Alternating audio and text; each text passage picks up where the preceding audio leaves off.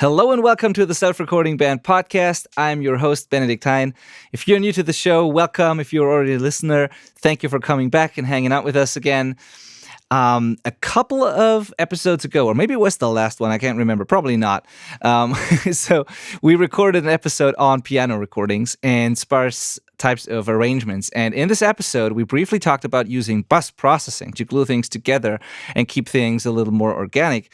So today, we want to explore this further, discuss what bus processing is, why it can help you achieve a more cohesive and polished sound for your recordings, and explain exactly how we use it in our own mixes, the routings, plugins, plugin order settings, and of course, the reason behind our decision based on the context of the mix. And as always, I'm not doing this alone. I'm here with my friend and co-host, Malcolm Owen Flood. Hello, buddy. How are you? Hey, man. I'm good. How are you? I'm good, too. Thank you.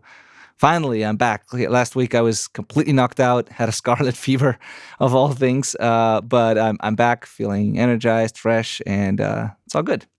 Yeah, it was a tough week for the SRB crew. Yeah. You got knocked out with a cold, and then I had a episode lined up to do with a guest, which I won't give away just yet. And then my cat had to go to the cat hospital that day, and I was just like, "This sucks."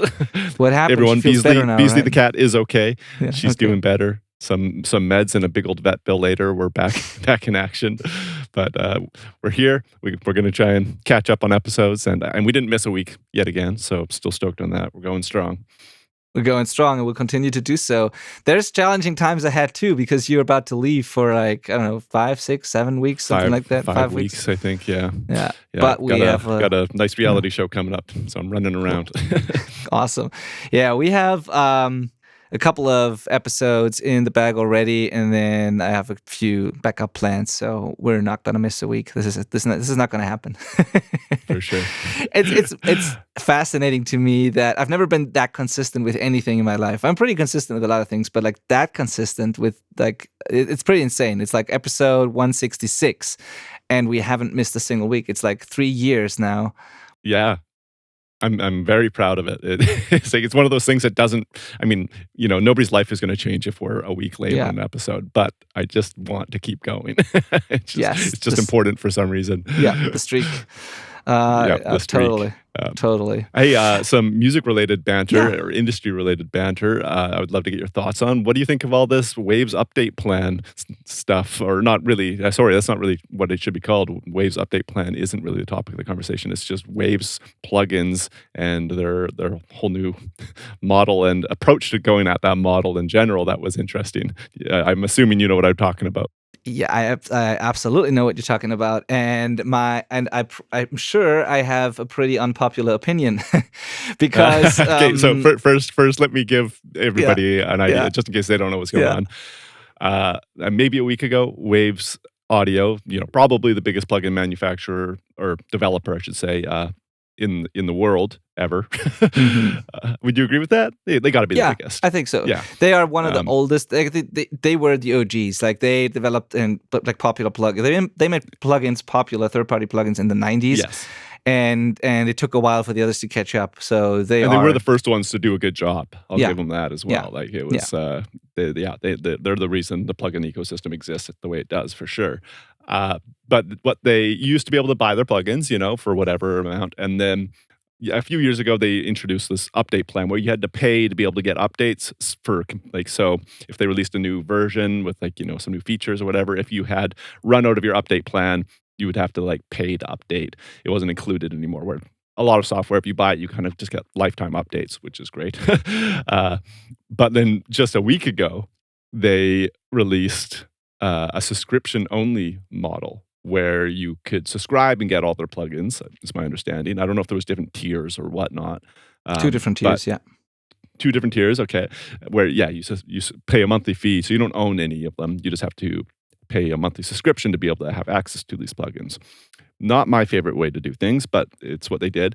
But what was interesting is that they, at the same time, said, all right, and you can't buy them anymore. They're not for sale. It's subscription only. And for everybody that has bought them, too bad, you can't even update them anymore. You're out of luck, which was fascinating because it's a whole generation of people that have bought these plugins and spent a lot of money owning these plugins that are now being told that they're not supported anymore for any future versions. And we are right. It was interestingly released on the day that Avid announced their M1 version, like their update for native M1 Pro Tools, and you need to update all your Waves plugins to be able to use them with that. So interesting timing on that. But this is a long story, everyone. I'm sorry. They now have backpedaled because there was this huge reaction, which I want to hear Benny's reaction, but people were not happy. And now you can buy them all again, but for cheaper than ever, which is another interesting move on their part. So, Benny, yeah, love your thoughts. Yeah, I just, first of all, a couple of additions to what you just said there. It's not exactly true that you can't update them, or even if they wouldn't have backpedaled, you would still be able to update your old plugins as long as your existing update plans remain. Like when you have existing update plans and they run, like they expire whatever later this year or next year, you could still update. Just those people who didn't have an update plan or whose update plan is expired, they can also keep using their plugins until they're not supported anymore, and then there's no way to buy a new or to extend the update plan. So in theory, I think it wouldn't have turned out that bad for most people for the foreseeable future, because in my experience, even with the M1 change and everything, so the worst case would have been you would have to buy one update plan now and extend yours. And I think they they sent out an email a couple days before that if you want to renew the update plan, or if you want to activate your whatever third-party licenses that you bought somewhere, so you have time until that day. They didn't tell them what would happen that day, but they sent out emails that you should do it until that day, because then whatever happens. So worst case, you would have to buy another update plan, and then you could update for another year or so. And in reality, like I have updated my Waves plugins twice or so in 15 years almost. So they usually keep working for a long time. And I don't think that once you're on the M1, M2 sort of architecture, I don't think Apple is going to change that very soon to something completely different. So I think it's just speculation, but I think people would have been fine with their plugins for a pretty long time, actually, without updating. But that's nobody knows. They got it in the last year.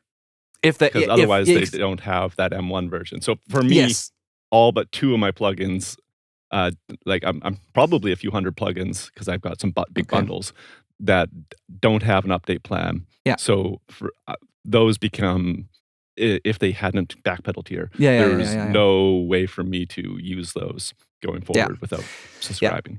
And I don't think that's a good way to go about it. So my opinion is like twofold here. So I don't agree with what a lot of people said, that it's like another subscription on our credit cards and we don't want that and blah blah blah. And like a lot of people are very anti-subscription these days, and I think that part is wrong, or they view it the wrong way, because that's just the way business is done these days, and it's for a very good reason, because that keeps companies alive, and that makes sure that they can develop plugins faster, they can fix bugs faster, they can it's a more predictable business model. It's most companies who did that, like they did it for a reason, and most companies who did that are better off for it, and so are their customers. So I don't think that a subscription model for software is a bad idea in general. I also don't think that it's way more expensive if you are being responsible with your subscriptions and if you're budgeting correctly, because in reality, if you have a lot of Waves plugins and you keep buying their update plans, that pretty much costs exactly the same as their subscription. So I just did the math, and I talked to a bunch of people. For me, keeping my old Waves plugins up to date would have cost me about $260 or so, $70 a year, and their big tier, like the subscription that includes all the plugins, is $250 a year. So I would for me, it's even cheaper to just get the subscription. You could argue that yes, in one case you own the plugins, and in the other case you don't own them. I'm personally fine with that, because I don't think that Waves is gonna go away or like get bankrupt or whatever. So what I'm saying is, I don't think the subscription is bad. I don't think that $25 a month is crazy expensive for 220 plugins, or like the other one, the $15 a month for how many plugins those are. I think this is reasonable. I think it's a good deal. I think that if you're making I think for people who are making any sort of money from music, it's not you shouldn't be worried about it. You should just do it if you need Waves plugins or not. But this shouldn't cause you serious financial problems. No, for the ones, however, who are like hobbyists and they bought a couple of Waves plugins and that's all they need, and they don't make an income from that, and for those people, I think it's a very bad idea, because then it's not a monthly business expense or anything that you could it's not a tax write-off. It's not like, it's different. And I don't think as a personal private expense, I wouldn't want those $25 monthly for just, if I just need 5 plugins or whatever. And this is the case for a lot of people. For the professionals, I don't think it's even, I don't think it just doesn't, I think it just doesn't matter, honestly. For most pros, and those were arguing as well on the internet, I think they probably wasted more money spending time on forums and arguing about this. That probably was more expensive than the difference that it really makes at the end of the day for them. So there's two kinds of people that it affects, and then there is a difference between hating subscriptions in general and the fact that they did it the way they did it, because I don't agree with that. I think they did the way they approached it was just wrong. They should have told people in advance. There should have been at least like a sort of a grace period or whatever, anything like that, or they should have done what they did now in the first place. People should have just be able to keep what they bought, and in addition, they would introduce the subscription model, just like Plugin Alliance did, for example. I think that would be the way to go, because technically, I don't think you can take something away from someone who's legally bought it. I think that's just not a thing. So in your case, if you are one of those people who bought like big bundles, and you got to realize there's people back in the day. Those plugins were not $29 all the time. Like, there were people who spent thousands on bundles like that. There was a time when the SSL collection alone would cost like $1,000 or something, and then if you got Mercury bundle or whatever, you could spend like $5,000 or even more on like a bundle of plugins. And there's a lot of people who did that. Yeah. And if you've done that and you've been a loyal customer over the years and bought a plugin every once in a while, and you've spent thousands with them, I just think you can't take that away from people. You just can't take those licenses away. And I also, I don't know anything about like US law, but I also think that it might not even be legal. It might have cost them, I think if they wouldn't have backpedaled, it could have cost them trouble, got them into trouble. There could have been a lawsuit, I think. I think so too. Yeah. So I'm with you. I'm not anti-subscription. It's just not what I like. I don't like having subscriptions. So I didn't want to do that. So they didn't offer an option for me originally, which was what peeved me. And the thing is, like you said, if you're a professional, subscribing shouldn't be a problem for $25 or whatever it was. It's like that should be a totally reasonable amount to be spending on that amount of tools that is going to save you time and provide good results. They are good plugins, a lot of them. Yeah. But all of those professionals, I've already given them hundreds or thousands of dollars buying these plugins already, right? Yeah. We already have done that. Yeah, and true. Now to lose them, it was really just how they did it. It was like the too bad, guys approach. Totally. But they've backpedaled it, and like I said, they've now made like almost all of the plugins $30 to buy. Yeah. Still with this update plan thing, so you still got to pay for an update plan if you want to go that route. But yeah, it's interesting just how they went about it. You wonder how decisions like that happen on companies so big. Yeah, right? I can't believe done some market research before that happened. Yeah, I can't believe it. And also, they must have realized that people already hated the update plans thing. The Waves wasn't exactly popular for their business practices even before they did that. It was always like, we kind of need it, but like a lot of people that I talk to, almost everyone actually says like, I wish I could just get rid of Waves plugins, because I hate to always have to update my plugins and have to pay them again and again for the thing that I've bought. And like, nobody liked that in the first place. And then on top of that, just taking it away completely after all this, like there's no way they could have anticipated that reaction. I don't understand it. But the thing why I'm saying I have an unpopular opinion is, probably not so much an opinion because I agree with the people and I agree with what you said. The difference is, and it made me think about myself and how I react in those types of situations. It's a mindset thing, I think, to me. And again, it's a different thing when you're a professional and it's your job versus being like a hobbyist and using your private money and budget for things like that. But in my mind, if I got that email, I have voice plugins too, and I pay them the update plan, and it's annoying and whatnot. But I have those plugins, I want to use them. So when I got the email that my licenses, like there's no more thing like perpetual, no more things, no such thing as a perpetual license anymore, and I have to subscribe. My reaction, like I spent exactly 5 seconds thinking about the whole thing. I didn't have any bad reaction. I was just like, okay, so now I have to subscribe. Cool. What does it cost? $25. I get all the plugins. All right, sign me up. I took out 2 subscriptions for me and Thomas, and I moved on and not because I think it's the right way, but I have adopted this kind of mindset where I'm like, this is outside of my control. I can't do anything about this. This is the way it is now. I don't like it, but I need these plugins, and it's my job. And so give me those 2 subscriptions, and I move on with my life. And I don't want to spend a single second arguing with anybody or like worrying about this or anything because I can't do shit about it. And so it's so interesting to me how that it just doesn't stress me out at all. I don't like it and I don't agree, but I also just move on with my life and make sure that those $25 won't ruin me. It's like, yeah.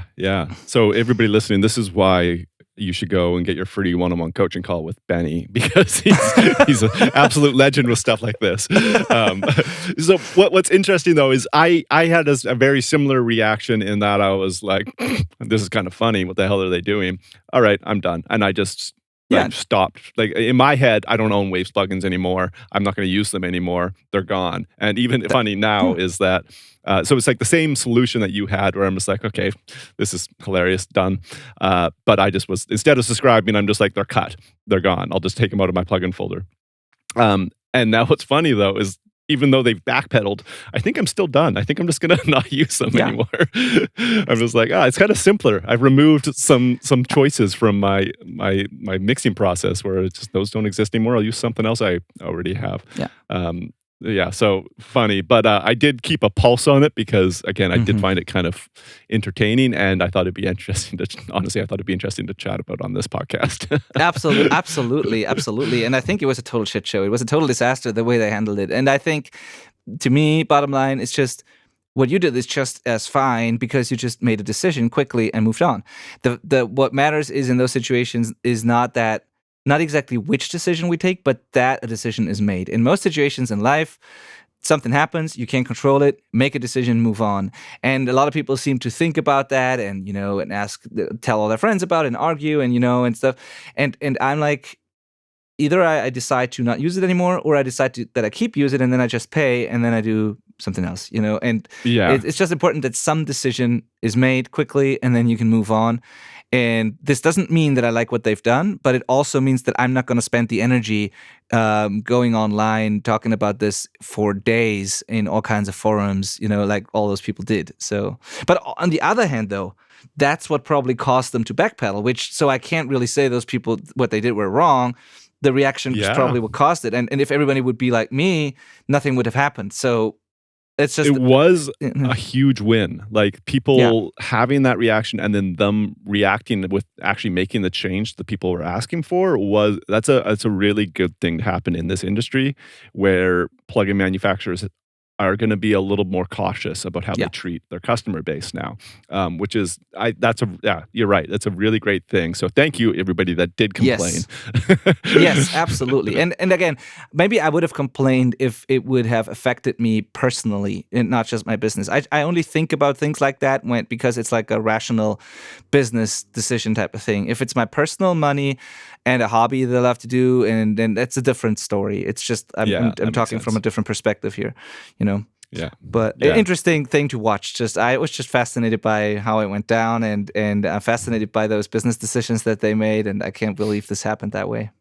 Yeah, very, very fascinating. And key takeaway for the listeners is what Benny said. It's just more important to keep making music and keep working. And the reality is while they do make some great plugins, so does everyone. All of the big manufacturers are going to be able to cover your bases with any plugin you could need, really. It's just a luxury to have options. So you don't really have to sweat it. Sorry. I was just going to say thank you for listening to this episode of the podcast. Yeah. We still haven't got into. I mean, No. I don't think that guy on YouTube can get upset about our banter this time because it is industry related, at least. Yeah, I think but that's so going to be too. one of our longest segments ever. I think so too. Yeah, totally. But it's also something we almost must cover. Like that would have been an episode topic actually, almost. But the final thing I want to say is my personal highlight in all of this. I have to say this. My personal highlight was what Dan Corneff did. Did you see that? Yeah, because everybody was asking for. So people started asking him. He's a plugin manufacturer, pretty cool dude. Like he's a mixing engineer, legendary producer, mixing engineer, and he also has a plugin company. They make amazing plugins, and people asked him to make an alternative to the legendary Waves L1 limiter, which is a 30-year-old plugin at this point. It was like the first sort of brick wall limiter I think that was available in the DAW, and it has a sound. It's not transparent; it kills transients, but it has a sound. It's still used for certain things because it does that one thing that it does really well. And so people who decided to quit using Waves asked Dan Corneff to make an L1 alternative.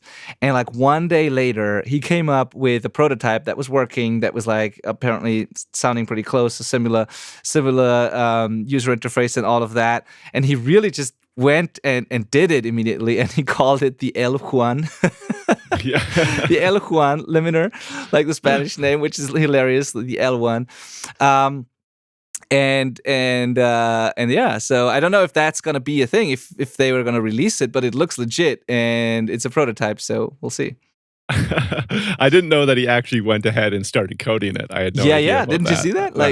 I just saw him like saying he could do it or something. No, like he that, did it. but, Like he posted the screenshots and measurements and like the user interface and all that. He actually did it. So wow.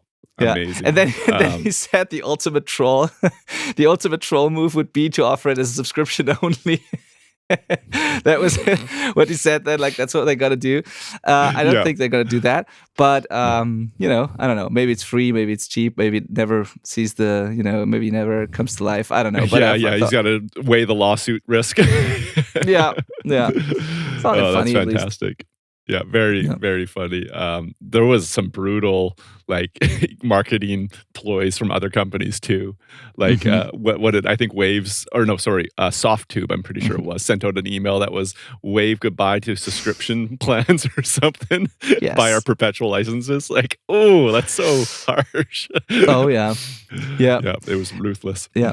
SSL brought back their perpetual licenses in reaction to Waves taking theirs away, which was also pretty interesting. So Waves announced that the perpetuals are gone, and like 2 hours later or so, SSL announced that they're bringing back perpetual licenses. So it's pretty crazy what happened there. But yeah, it had an effect on the whole industry apparently. So yeah, absolutely. Thank you, everyone. Okay, for sure. On to today's episode, I'd say, right? Yeah, cool. Yeah, so that's definitely felt like an episode. yeah. Maybe we should just leave it like that. No, let's do one though. Yeah, let's do it. So, bus processing. That's what we want to talk about. Let's define bus processing and explain how it works first, I'd say. So, How does bus processing differ from individual track processing? Right. So, yeah, bus processing is where multiple tracks are being sent to the same place, so that if you do any processing, it's going to affect all tracks that are routed there. So instead of throwing an EQ on your kick drum and boosting the top end, let's say, if you had routed all of your drum tracks to a bus and then done that same move, plopped an EQ on that bus and boosted the top end. Now the whole drum kit is being uniformly adjusted with that top end boost, not just the kick drum. And continually, if you do a big mid cut, you're going to have that same effect. All of the drums are going to experience that scoop that you've now put into the EQ or compress or whatever. So it's a way of treating multiple tracks with a single instance of processing. Yeah, exactly. And it can be small groups of tracks, like putting all the mics on on a kick drum into one bus, or all the mics on a guitar cab into one group, or it can be a major like main bus, like all drums or all guitars, all vocals, or the mix bus, the whole mix basically. So it's just, like you said, multiple individual tracks are being summed together, and that group of tracks that results from that is being processed with a single chain, basically processed together. Okay, now common examples. Before we don't want to dive into how and what exactly we do this, but just examples so that people can think of about what we're talking here. So, common examples of bus processing techniques would be drum bus compression, compressing all the drums together, right? Mix bus compression, sending the whole mix through one single compressor, one stereo compressor. What else can you think of? Parallel buses are another common thing that most people have probably heard of. So you might send just the close mics of your drum kit to a parallel bus. So kick, snare, and toms maybe to this parallel bus, but you'll leave out the overheads and stuff like that. And then most commonly, people will crush this with very aggressive distortion and maybe even very aggressive compression and maybe some distortion, and then mix that in with their other drum tracks, so it's not replacing, it's a parallel blend where you can have your unprocessed and your processed track mixed together. So that would be another common example. Absolutely, and we're going to explain the routing later on. So don't worry if you don't fully get what parallel means versus like a standard bus. We're going to get into that. But yeah, that's a good example. Having an EQ on the mix bus is probably pretty popular too. Some people have a Pultec or something musical, broad on the mix bus, just to be able to boost overall brightness or overall low end, polishing the mix a little bit. Same could be said for like drum buses or anything like that. Like broad musical EQ, I think, is common. Yes, yeah, definitely. You can really be as granular as you want to be. I think Benny and I are both actually kind of overusers of buses. Yeah. I know I am. I like sure. Every pair of guitars has a bus in mine. I've got like pairs of vocals usually have a bus as well, and then those buses go to a master bus that has all of the buses, and then that goes to the mix bus, and then that goes to the master bus. Buses. Lots of buses, but it allows for all of these instances of different control where I can go to the individual tracks, or I can go to their little subgroup bus, or I can go to their master group bus. So example being, I could treat the backing vocals individually if I wanted to, or I could treat all the backing vocals together, or I could treat the vocals in its entirety. So the backing vocals and the lead vocals are all getting that change. There's a lot of different options for control there, which I really like. Is it overkill? Probably, yeah. But it's the way that I like to see things and think about things and control things. But that said, you can do a mix without any buses at all, sans a master output. You have to have one place they're all going to be able to print the mix. But you don't have to have, in theory, any buses other than that. So that might be a little bit of a thing to wrap your head around if you're trying to visualize this. Is that all of your tracks have to be routed somewhere, say the master output, and that's your mix bus in the end, your master bus, and that you can do a mix that way, but it doesn't allow you to do any bus processing other than that final output, which is I would find incredibly frustrating to try and make a mix that glues trying to do it that way. But you should know that it's possible to do it that way. I would encourage you to explore adding buses for at least each instrument group. Yeah, totally. Absolutely. There's certain advantages and maybe also risks that come with it. We're going to talk about that too. But yeah, it's possible. Some people are very minimalistic when it comes to using buses or don't use any at all. Other people do use a lot of buses, like you said, like Malcolm and I do. There's no right or wrong. Just know that somewhere everything's going to end up on a bus, and even if it's just your master bus, somewhere it's going to be summed together because you don't listen to like a 64 channel audio and 64 different speakers, but you listen to stereo audio, where everything is going to come out of 2 channels eventually. So it has to be summed together. And that's a bus. And you can do subgroups and subgroups and subgroups into other groups as much as you want, depending on the song and your preferences. Maybe the final common example that I want to give people is transient control, like clipping and limiting. That's an application for bus processing, because if you think about it, when, for example, drums and vocals go together into your mix bus, and usually like a snare drum, a kick drum, and the vocals are sort of the loudest things in a lot of mixes. And you might want to control the peaks of your drums because the snare is a little too dynamic, or you want to, just to get more loudness, you want to control the kick and the snare. And if you do that on the master, or like the mix bus or the master, it could also, like a side effect could be that the vocals in between the kicks and snares, they are also loud, and they could be negatively affected by the clipping, and so the vocals could start to distort. Same is true for loud guitars. They could start to crackle and like behave weird because of the clipping that you actually just want to apply to the transients.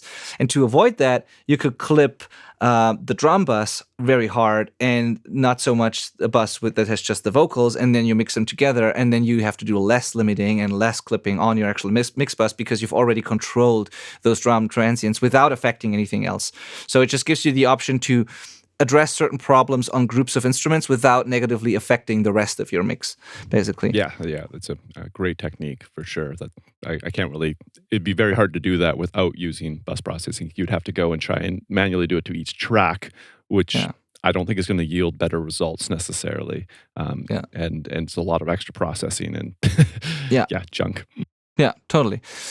Totally. Now, the next part that you added here, Malcolm, is important too. Buses aren't the same as folders, and you put there unless they are, because it's different from DAW to DAW, I think. So in Cubase, they are completely different things. A folder in Cubase can't have plugins. A folder is just to organize tracks visually, and you can open and close those folders, organize them, color code them, and that's pretty much it. I know, though, in other DAWs, a folder is pretty similar to a bus because you can put plugins on a folder track. And so that depends on your DAW. I was surprised and confused when I worked with people when I helped people in their DAWs, and I told them to create a folder, and then they were telling me that they had all these processing on the folder, and that was new to me because Cubase doesn't do that. But I learned that some DAWs do. And interestingly, you can still create an aux track or a group or a bus or whatever, and also a folder. And I don't really know why, like, what's the difference then? Or, it's a little confusing to me. In Cubase, it's straightforward. You can either make a group, or you make a folder, or you make an effects track, which is like your auxes for reverbs and stuff like that.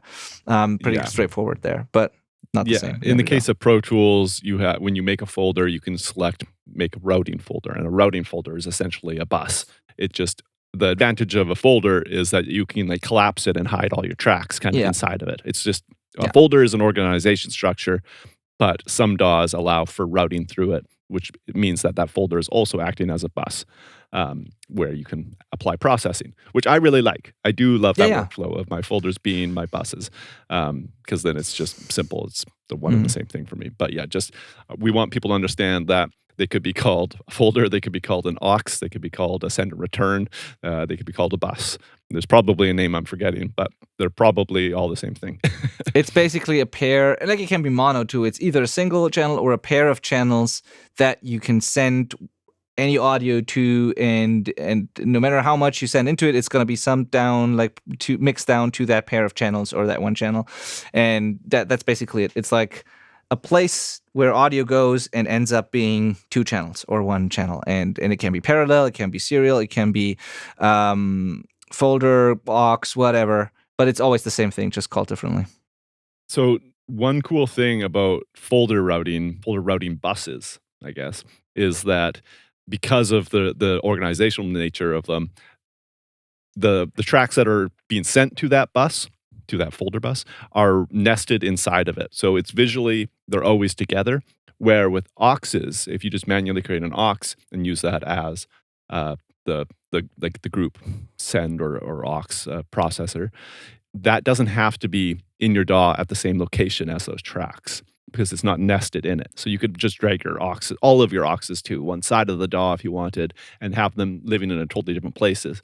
Or you could drag it to the tracks, or you could make a folder aux where they're nested together and all that processing. It visually makes a lot more sense to me, but people work in different ways. So there's kind of different flexibility options available. Yeah, totally agreed. Yeah. Cool. Now, let's talk about the benefits of bus processing, including creating a more cohesive and polished sound, because that's what a lot of people, I think about, or that's what people hear online when people talk about bus processing. People talk about how it glues tracks together, or how you can polish your mix overall, or in the mastering or on the mix bus.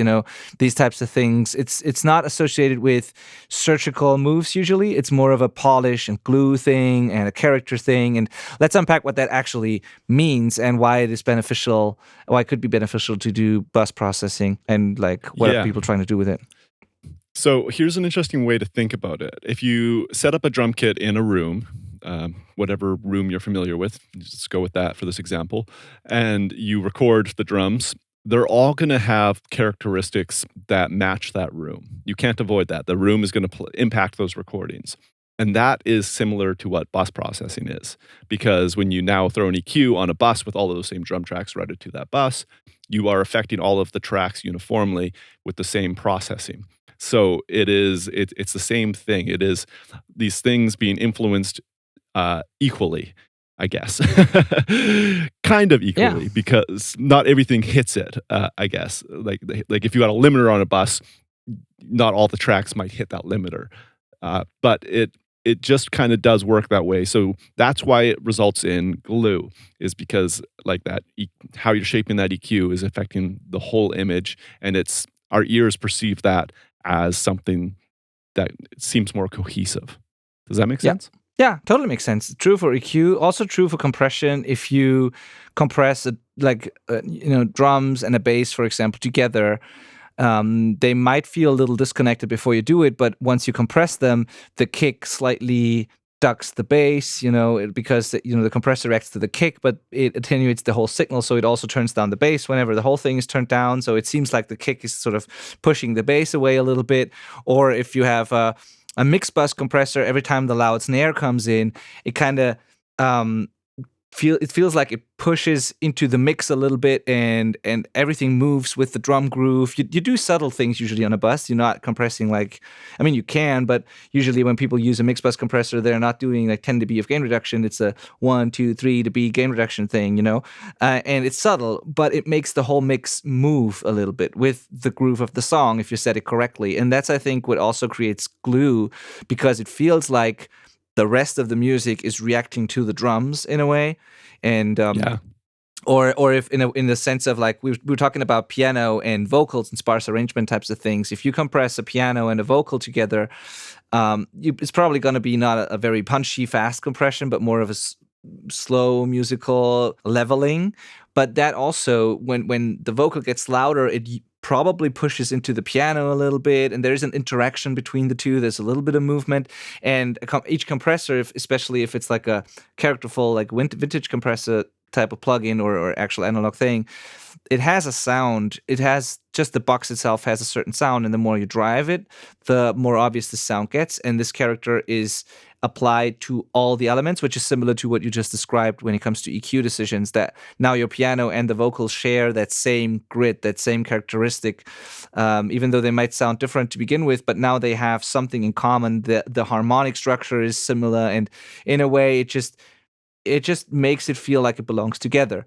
And it's a subtle thing. It's hard to hear in the beginning, but I think it's more of a feeling thing than something you can actually hear immediately. But it makes a difference. So yeah, a way that it was kind of taught to me, particularly mix bus processing and mix compression, was taught to me when I got my internship. For people who haven't listened to all the episodes, I got my start with an internship at a studio called the Woodshop Recording Studio. Really beautiful studio in the Cowichan Valley here, and the owner there, Zach, kind of explained it to me that he's starting a mix and he's kind of got things balanced, and then he's brought in a mix bus compressor in this case, and an EQ, actually, now I think back to it. And I was kind of like, so why are we doing this? Like, why not just do it on the individual tracks? I don't really understand what the point of this is.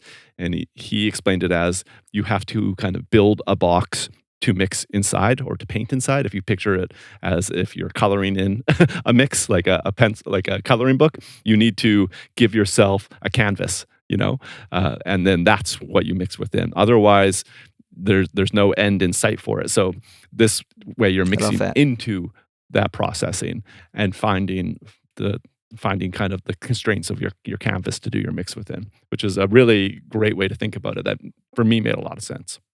Absolutely. And I remember you shared that in some episode before, and I love that. That's why I think I put it even in the notes here.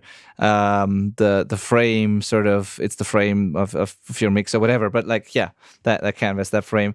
And I love that analogy because it's true. It's going to be on if it's the mix bus, everything's going to have that character.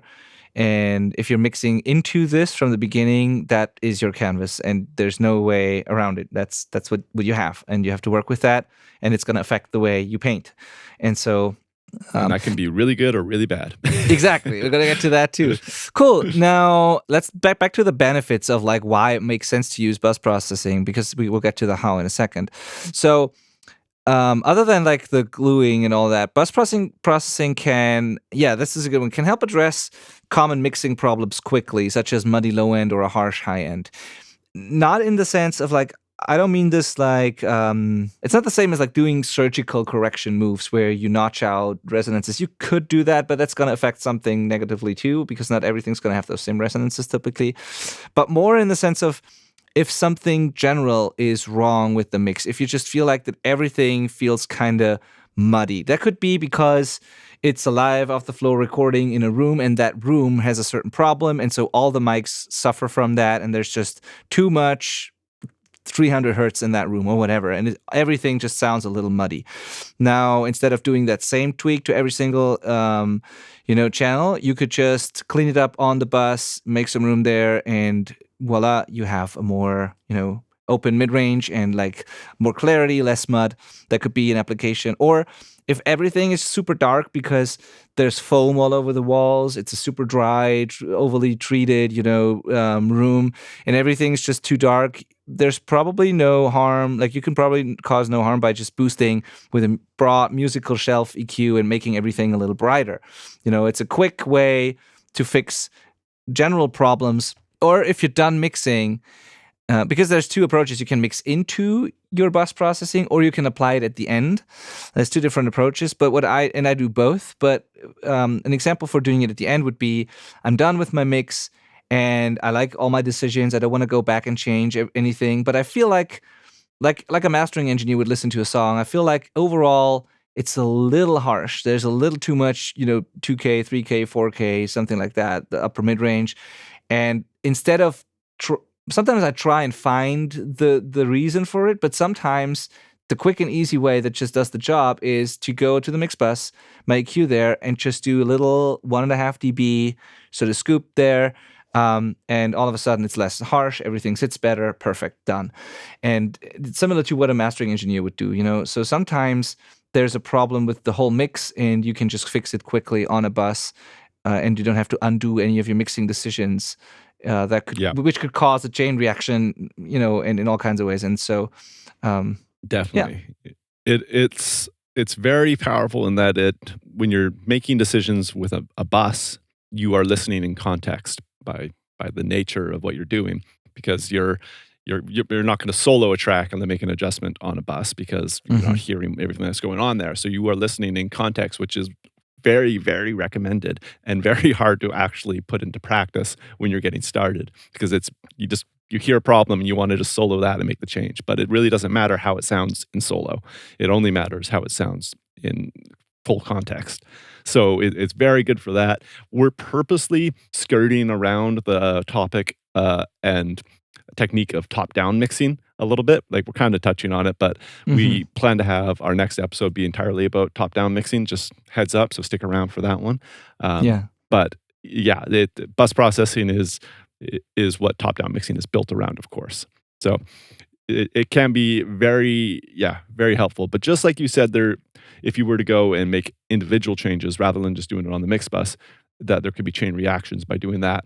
There is, of course, by the nature of making changes on the mix bus, chain reactions that happen to every change you make on the mix bus. So I remember getting started with mixing and going back and forth, being like, oh, this makes it so easy now that I know how to like make changes on my mix bus. It's so easy to mix songs, and then like one mix happens to turn out good by luck, and then the next mix is a disaster because I just tried to do it all there. I just was like scooping things like crazy, and it's really hard to know what you should change versus what you can change. Very tricky skill to develop. Yes, yeah, totally. And as I said, it can be, it can lead to very cool results. It can be pretty dangerous, and people new to mixing will probably make mistakes at first. But yeah, okay, so it helps enhance the groove, and it can help enhance the groove, and it can help glue things together. It can help address common mixing problems, like overall mixing problems quickly. It is a more musical approach, or like helps you make more musical decisions and elevate the mix using a few broad strokes rather than many surgical changes, because those can also add up and degrade the overall quality of your mix if you do too much on individual channels. So sometimes you feel like less individual processing is necessary if you do bus processing instead, which can be a good thing. Helps you focus on the music more, as we said, and the context more than the technical details. Helps you listen more carefully, which is also the danger here, because people new to mixing don't really know how to do that yet, and so they don't know what you said, what you should change versus what you could change, and how to know and how to listen for that, actually. But it's a good exercise, and it helps you listen more carefully, I think, and mix faster and more intuitively too. So it's just more musical, I think. And one interesting thing here, that before we move on to the how, is at least it helps me create a sense of depth in my and space in my recordings that I can't really do as well on individual tracks. What I mean by that is, for example, if I have similar groups of instruments, like two different guitar groups, one for rhythms, one for lead guitars, for example, I probably have a couple of individual mics, maybe multiple mics on a cab, maybe an amp sim that runs along with it, or a DI or whatever, but like multiple sources per guitar possibly, and then those go into a pair of guitars, and then those go to the rhythm bus, and then I have like the same going for the lead guitars, and those go to a lead bus. Now, if I want to make sure that the lead guitars are a little more forward and the rhythm guitars are a little behind that, for example, it's pretty hard to do that on the individual tracks, let alone the individual like mics, without context. I can't do that in a vacuum. I can't listen to a single 57 and make a good decision that pushes it back in the mixer, brings it forward, because I have to hear the other mics, how it interacts. I have to hear the other guitars and all of that. But if I just hit solo on my rhythm guitars and then solo on my lead guitars and then the two together, I can do things like cut a little bit of mid-range on the rhythms and boost the same mid-range on the leads, and boom, my rhythms are a little more back and the leads are a little forward, and it affects all of those guitars. And it's way easier to do that than trying to go in and do it on every single guitar, right? So I can create a quick sense of depth and put things where they belong, without having to be too like surgical and granular. It's a very quick, intuitive, musical thing to me. Absolutely. So that actually brings up something really interesting, and it's kind of like a lost art in recording due to the nature of prosumer and consumer interfaces coming out. This feature has been totally lost since the days of big mixing consoles, and that is called summing. And summing, analog summing, is something that you used to be able to do on the way in quite easily, where you could have multiple sources inside of your mixing console be sent to a single track and just record that one track. So in the case, I got to do this with my band of Rascals on our last album. We had like 3 amps running at any given time, multiple cabs, multiple mics on each cab, and finding blends like that. And we recorded one track, plus the DIs. We had DIs going as well, but we blended and summed before recording all of our amp tracks to just commit to a tone. And that was awesome because we're making those decisions in real time, and that allows you to make decisions in context And when you are mixing in the box, my least favorite thing about mixing in the box, which Benny has overcome with faders, is when you have a couple guitar mics and you want to find a balance. If you're using a mouse, you can only change one thing at a time. You can't experiment with the blend with just a couple fingers and find that sweet spot of the two in relation to each other, but also in relation to the entire mix. So a bus kind of lets you do that. If you can first get a mix together of those two tracks and now use your bus as the volume fader to get it in context with the song, it's kind of a workaround. So you can think of buses as ways to sum things together, and just the advantage of just having a volume knob for a group of instrument tracks or a group of audio tracks is really handy. Absolutely, absolutely. Yeah, couldn't agree more. I actually did.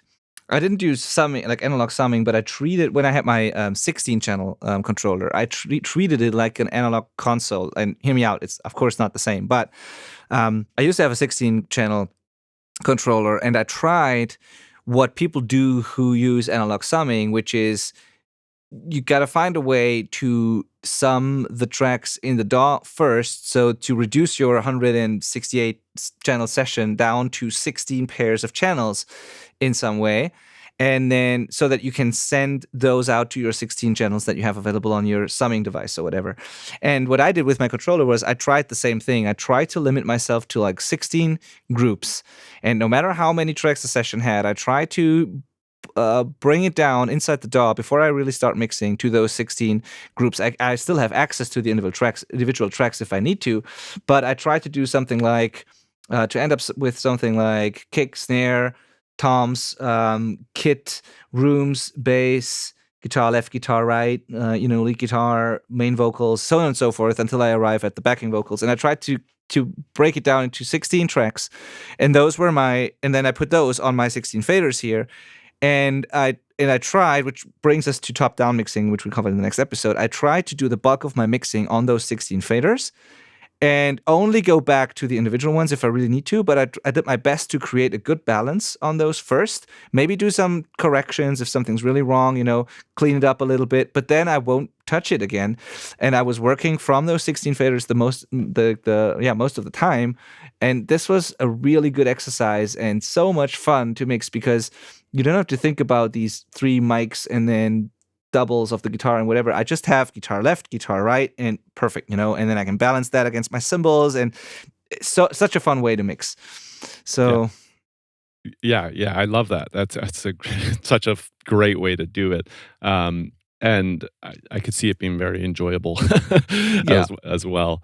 Yeah, I need to get some faders going. I need to do it. For sure. And I still do kind of the same thing, just in the DAW now, and I have just 8 faders, but I still break it down into my many subgroups and buses to achieve a similar thing. I just released actually a very, very in-depth action plan for our coaching program, the Self-Recording Syndicate, that is exclusively available in there for people, where I did 8, it's a total of 8 videos on drum mixing, like very in-depth, where I showed everything I did to a particular mix. And one of the themes, the recurring themes, was that, and I find myself doing that all the time, was that I almost don't process individual mics, but I always find a balance between kick in, kick out, and whatever I have. And then on the kick bus, I do the processing to not mess up the phase relationship and the transients. And I just find I can work faster, more musical, and I keep more punch in the signal and not ruin it and smear it as much when I do that. So I still have that same approach. I just have to,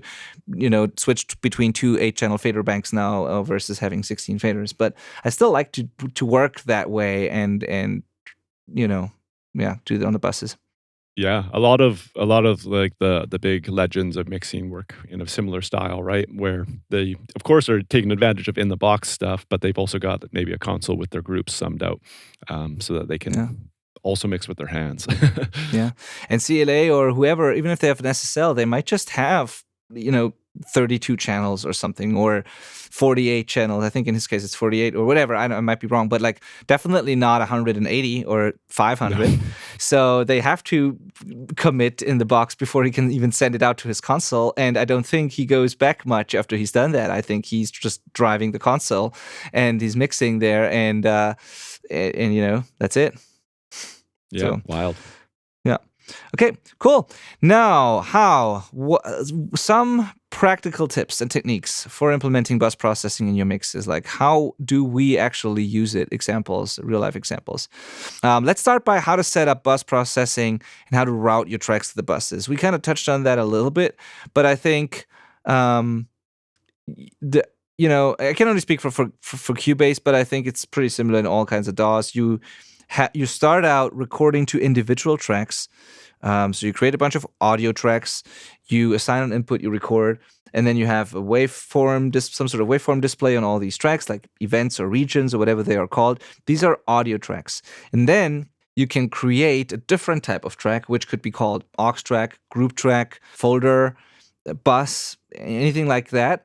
And then you can set the output of those individual tracks that you've recorded to be that bus, and or the input of that bus to be the output of those tracks. That's different from DAW to DAW, how it exactly works. But what you have to make sure is that those tracks don't go to the mix bus anymore, but instead go to this other track that you created, and then that goes to the mix bus. You just inserted one step in between, basically, where you can process the thing before it goes to the mix bus. That's one way to do it. And it's a little, as I said, different from DAW to DAW, but basically you're just creating one summing stage before the final summing stage, and you can do that multiple times, and then you can sum all these buses that you've created once again together in the main mix bus. So you can do that as often as you want. You can go from very broad to a little narrow, until you arrive at the final pair of stereo tracks. And then the other thing would be the parallel processing that you described, Malcolm. So how would you set that up? How do you do that in Pro Tools? Because maybe that's different, and it doesn't hurt to hear a different thing than the Cubase way. So I'll briefly cover just regular busing in my own words, because then that terminology will carry forward for parallel. But essentially, you've got all of your audio tracks, which the outputs are all, if you haven't done anything, are assumedly all routed to your master output, which is, again, your master bus. Even if it's not set up so that you can control it, it still exists. It's one place. Now you're going to take let's stick with drums as our theme. You're going to take the output and change that to one of your auxes or one of your buses, say bus 1, 2, it might be labeled.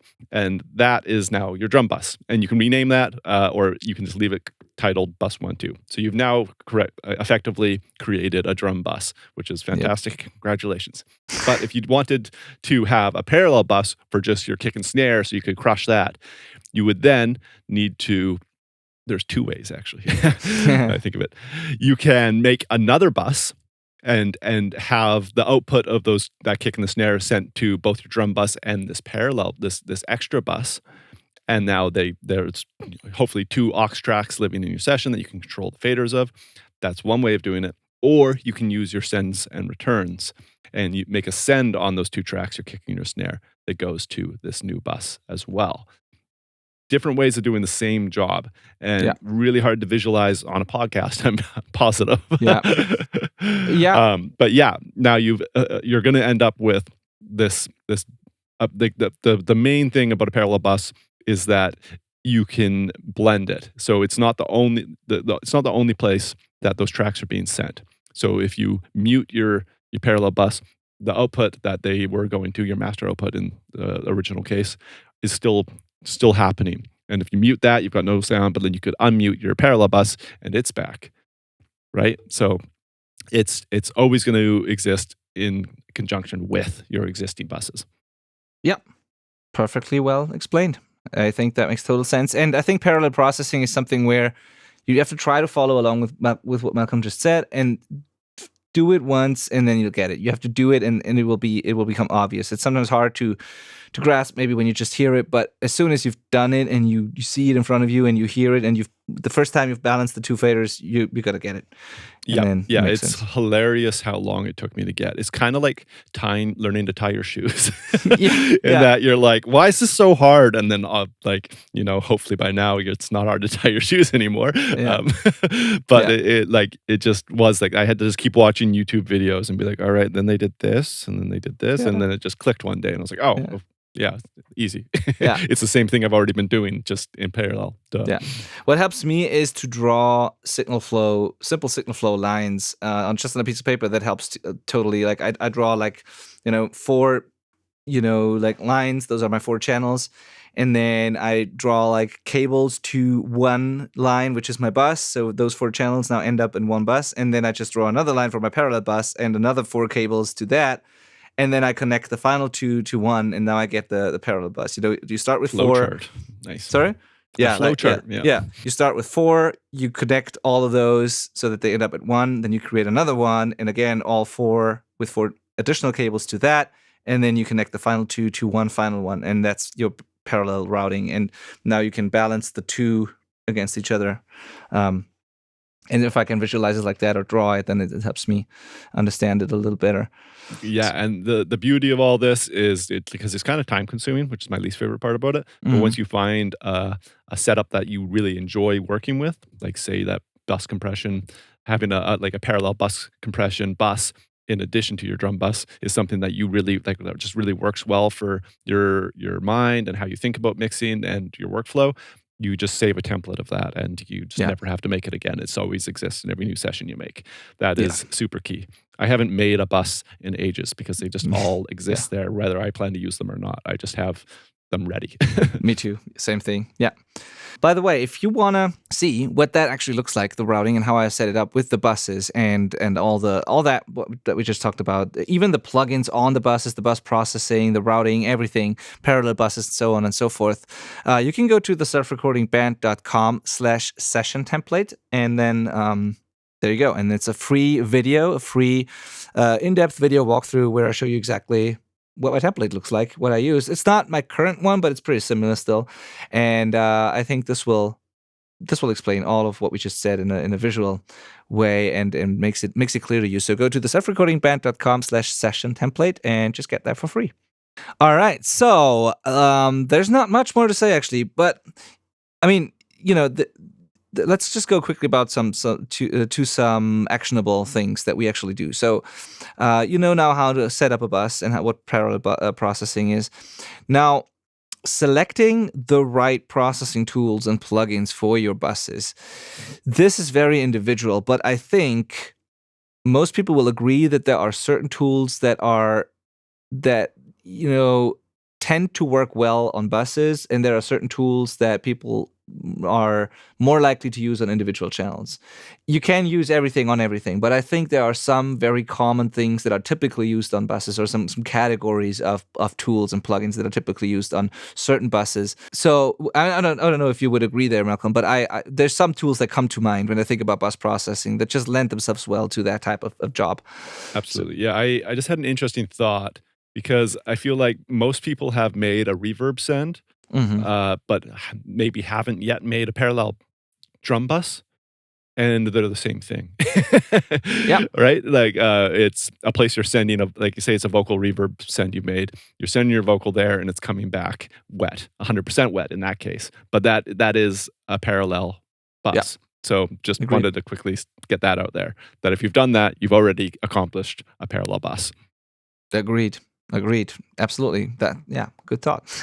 The typical bus processing tools would be, to me at least, rather musical EQs. So while you could use a fab filter or a stock EQ, of course, when I think of EQs that I use on buses, it's typically something like a Pultec or some sort of mastering EQ emulation, or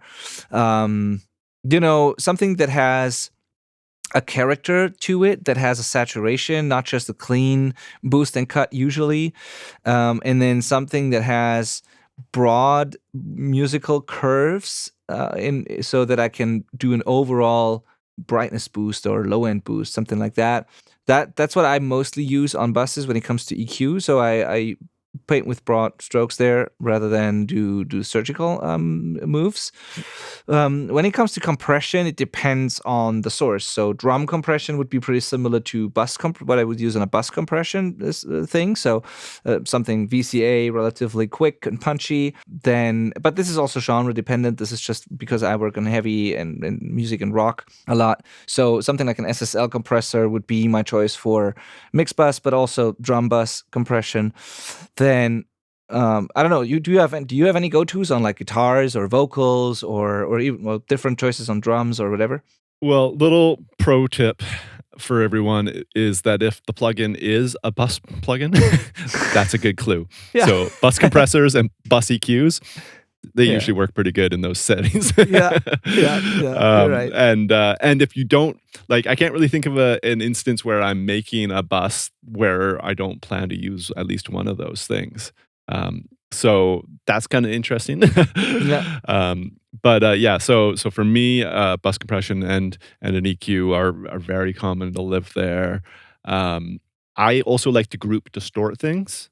I find that rather than having individual instances of distortion, getting a little bit of distortion, say Yeah. on a drum bus overall with like a plugin like Devil Lock is a cohesive kind of gluing tool that I use quite a bit. Totally. Also, things like and that might be different compared to what other people do because it can be dangerous. But I personally don't like to use a lot of instances of, like, for example, tape machines. I don't do the put a tape machine on every single channel thing. But if I want the character of tape for whatever reason, I just put it on a bus. I won't do it on individual tracks, but I might use tape on all the drums or all the guitars or whatever, if that's what I want. So a lot of people do, the multi-track tape thing with tape machine instance on every channel. I don't do that. If I want tape, it's gonna be on the bus probably. I'm the same. Yeah, I just never got real results out of an instance on every track. It makes things noisy. Yeah, it adds up, and it's like I don't want to fight the tape machine. Yeah. It's got to be.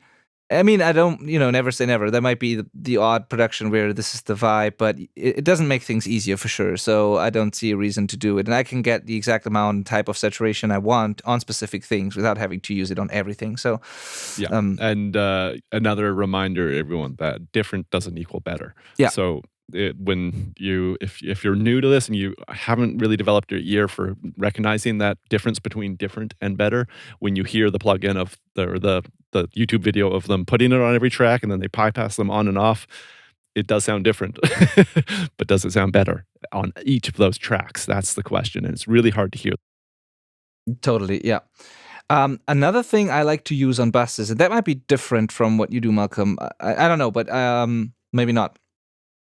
I like to use the intelligent sort of type of plugins on my buses, like Golfos, Soothes, that type of thing, because instead of I feel like if I use it on, it's tempting to use it on everything because those things are so good and so easy to, or like seemingly easy to dial in. It's pretty dangerous too, but they always seem to make things better pretty much immediately. And so it's tempting to put them on everything. But I find if you do that, you can end up with a pretty boring mix there's no, resonances anymore that make things exciting because they're not always a bad thing. It's like, overcooked and just, but so I tend to use those types of plugins on buses rather than on everything. And the nice side effect of that is that when it kind of does a little bit of auto mixing for me, meaning if I put something like Soothe on a vocal bus, and I set it so that when the lead vocal is on its own, it's barely doing anything. So it's pretty transparent. There might be a little bit of sibilance control or harshness control, but not much. But then when this group of backing vocals come in, or the gang shouts or whatever, and when like vocals get more and more towards the chorus, and they all go to my vocal bus, then the more vocals are being added to the stack, the more Soothe controls things. And that does some auto mixing for me because then I don't have to automate as much and do as much to make sure that this growing stack of vocals stays part of the mix. Soothe does it a little like Soothe in combination with bus compression does it automatically or semi-automatically for me, and that I find that really helpful. Similar is like thing works on the guitar bus too. So I tend to set my bus processing so that it doesn't do a lot, if anything, as long as there's not much going on. But as soon as things add up, it counteracts that a little bit and keeps it under control. And that's what I like to do with those intelligent type of plugins like Soothe or also Golfos and other things. Yeah, I mean, this is a little bit of a off-topic tangent, but these intelligent plugins are only as smart as you let them be, and with that in mind, you do need to be conscious of how intelligent you let them be. So if you put it on right on a lead vocal, it probably will, like Goldfoss, for example, will make that sound smoother, no doubt. But that doesn't mean it's going to be better in the context of the mix. Whereas if you put it on the vocal bus later in the mix with all of the vocals together, it then does a better job, in my opinion, usually of figuring out what to take out from all of those stacked vocals together. And then better yet, on the mix bus, it's now making a decision in context with the entire mix. And and then yet again, where on that mix bus you're putting it. Are you putting it before the compressor or after the compressor? It's going to make different decisions based on what it's hearing. And I do find that like putting it last isn't always the best option. But it is fascinating. It's like you just kind of have to think, okay, I'm going to let you have this much information to make some decisions with. Yeah, absolutely. And so it sounds like you're doing a similar thing, right? I just find it's tempting to use it on everything, but I don't like to do that a lot. I use it sparingly on the buses. Yeah, I try to avoid it on individual tracks because, again, it just doesn't have enough context to make the right decision. Unless something's terrible, like if I get like a really bad, super honky vocal for some reason, it can be like a miracle worker in those situations. But or cymbals with really annoying whistling resonances, like Soothe especially, before I find myself making like 12 notches, I might just use Soothe and let that do the bulk of the work, on the cymbals. So that's totally a thing, but very selective and intentional, and not on everything just because I can. Yeah. Okay, cool. What else can we think of when it comes to bus processing? This is pretty much what I do. When it comes to parallel stuff, we talked about that a little bit. There's people like Andrew Sheps who sort of sent the whole mix to a parallel bus where you have some analog consoles had a back bus or a rear bus where you had the main mix bus and then you had another mix bus, sort of that was called the rear bus or back bus. And so you could run an entire second mix basically and blend that against the main mix. That's like the simple explanation now.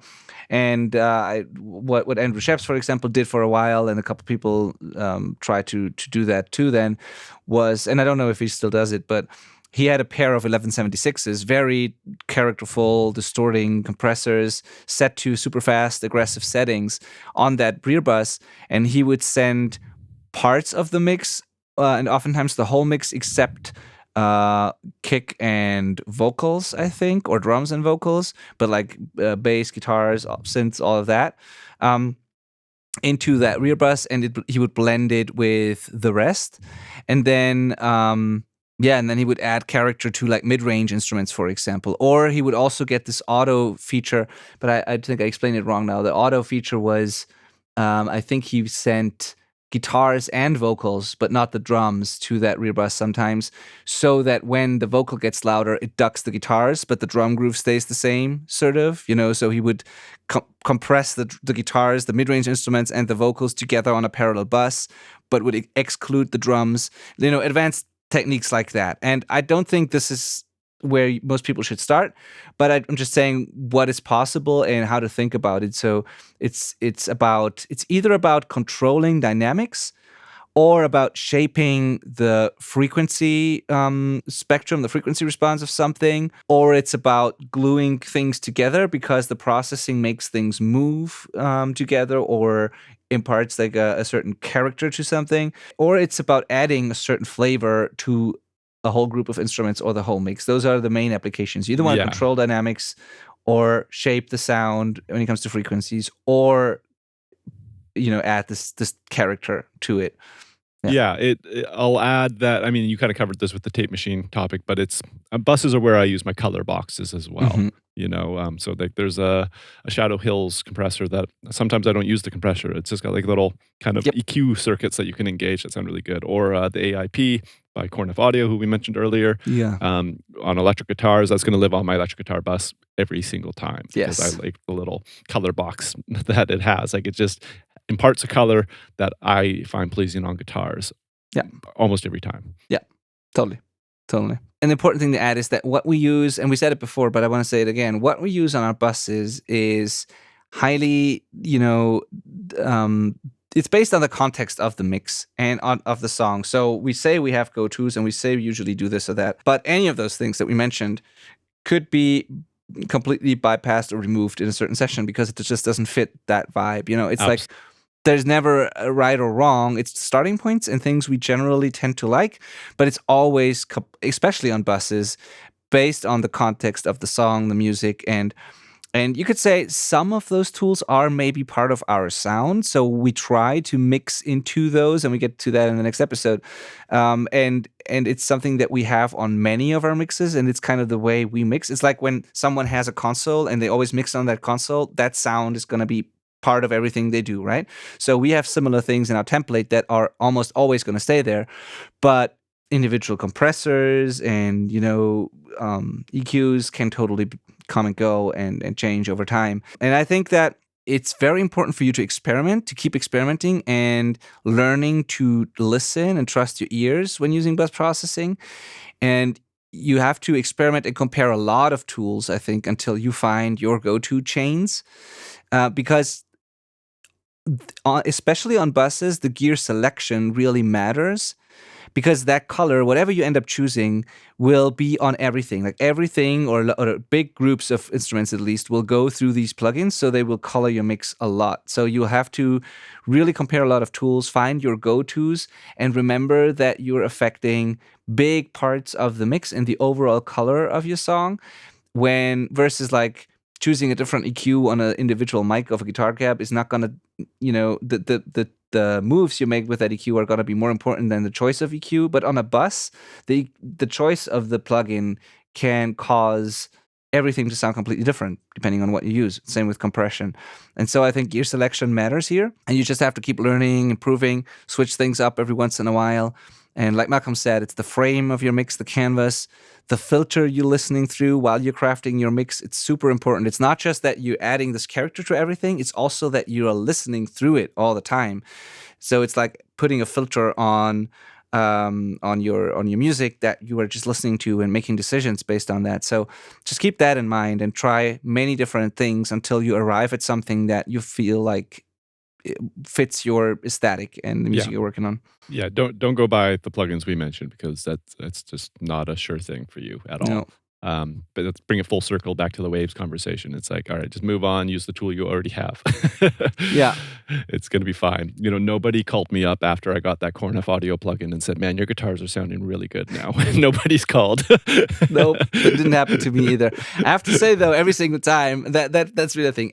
That's the most impressive tool when it comes to doing mix walkthroughs with people. So I do these a lot in the coaching program, and I show people what I've done to their tracks so that they can learn from that and then do the same thing or compare it to their own decisions. And usually when I bypass a plugin to show an A-B difference, hopefully it sounds better when I engage the plugin, but it's not that people are like crazy impressed a lot of the time. It's like multiple small things that just add up.